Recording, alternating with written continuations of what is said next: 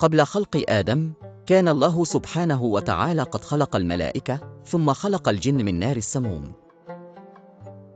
لكن الله أراد أن يجعل في الأرض خليفة، فخلق آدم عليه السلام من طين، كما قال في القرآن الكريم: وإذ قال ربك للملائكة إني جاعل في الأرض خليفة. البقرة.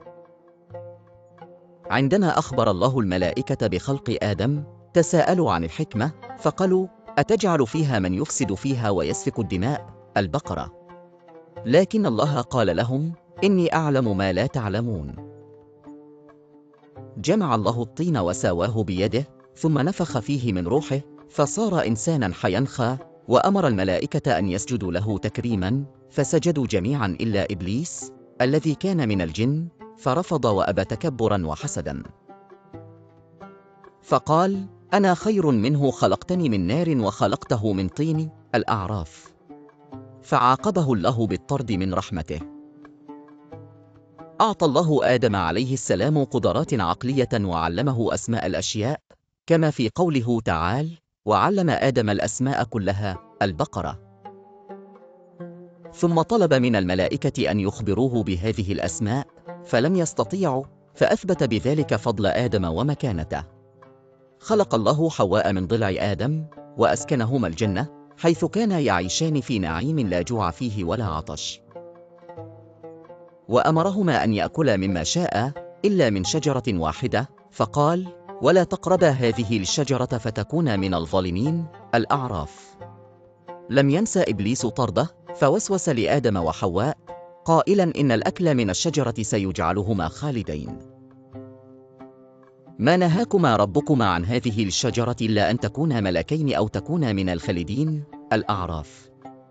استجابا للوسوسة وأكلا من الشجرة، فانكشفت عوراتهما، وبدأ يغطيان أنفسهما بأوراق الجنة.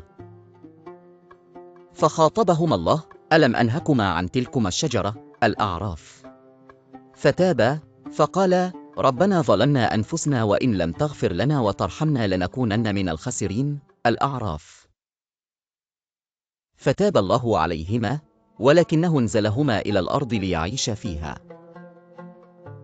هبط آدم وحواء إلى الأرض ليبدأ الحياة البشرية، وعلمهما الله كيفية العيش والعمل. بدأت ذريتهما في الانتشار، وعلم آدم أبناءه الدين والعبادة. كان لآدم ابنان، هابيل وقابيل، فقدم كل منهما قربانا لله، فتقبل الله قربان هابيل ولم يتقبل قربان قابيل، فحسده وقتله. فطوعت له نفسه قتل أخيه فقتله، فأصبح من الخاسرين. المائدة.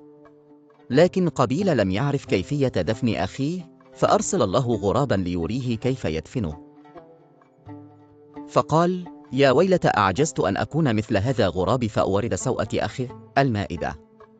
عاش آدم عليه السلام قرونا، ثم توفي، وقيل إن الملائكة غسلته وكفنته ودفنته، فكانت هذه أولى جنازة في التاريخ.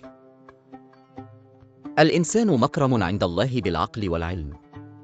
الطاعة تؤدي إلى الرحمة، والمعصية تؤدي إلى العقاب. الشيطان دائما يحاول إغواء الإنسان، ولكنه يمكنه التوبة.